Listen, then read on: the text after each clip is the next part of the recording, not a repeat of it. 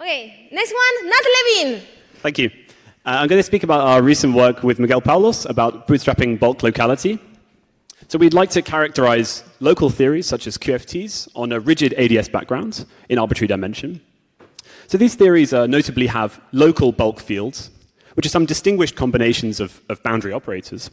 And their coefficients mu in this expansion will be characterized in the following way. So I can consider a correlation function of one of these putative bulk fields against a couple of boundary operators. This will be a function of one cross ratio and decomposes into blocks.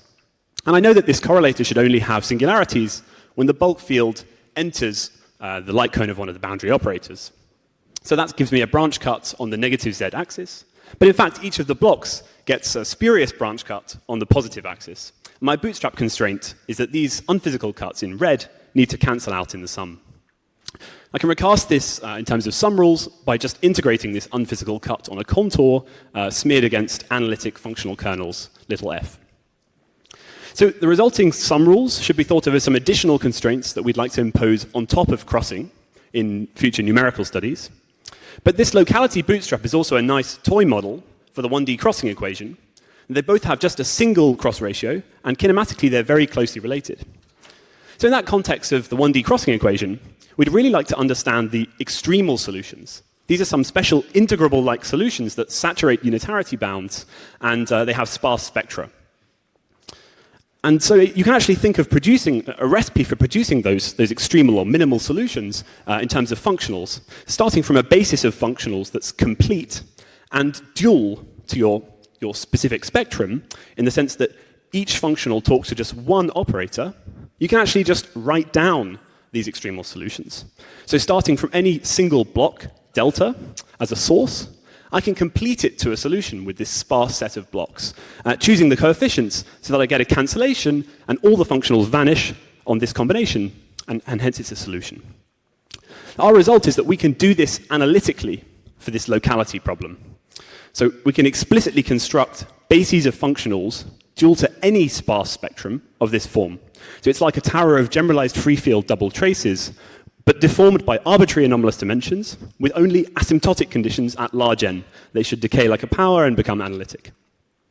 And we get this simple product formula for the actions of these functionals on blocks, and hence the interacting extremal solutions on the previous slide take this very simple explicit form. And I want to emphasize this is totally non-perturbative. These sums converge, and I've plotted some of the solutions here. So the way we do this is by identifying that these unphysical branch cuts that we'd like to vanish should really be thought of a priori as some hyperfunctions. These are the discontinuities of analytic functions, and they're a very wild class of distributions. But still, they have a dual space of test functions, real analytic functions on this cut, and that's where you should think of the functional kernels as living. So then we carry out the mathematical task of constructing, of showing that these sparse sets of blocks form bases for this hyperfunction space, and they have dual bases, which are the functional kernels that we want. And finally, we proved a Levine type theorem, which tells us that the functional actions are entire functions of delta, of a certain type, which implies that they are given by a product of their zeros. Thank you very much.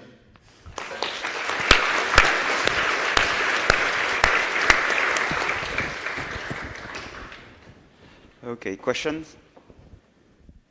Yes? Did you need any assumptions about the conformal theory or the spectrum for this to work, or is it just... No, I don't think we made any particular assumption. I mean, these are not CFTs in the sense they don't have stress tensors, right? So it's more like you should think we start from a healthy QFT on ADS, and then you can do this. Another question? No other question? So let's thank Nat again.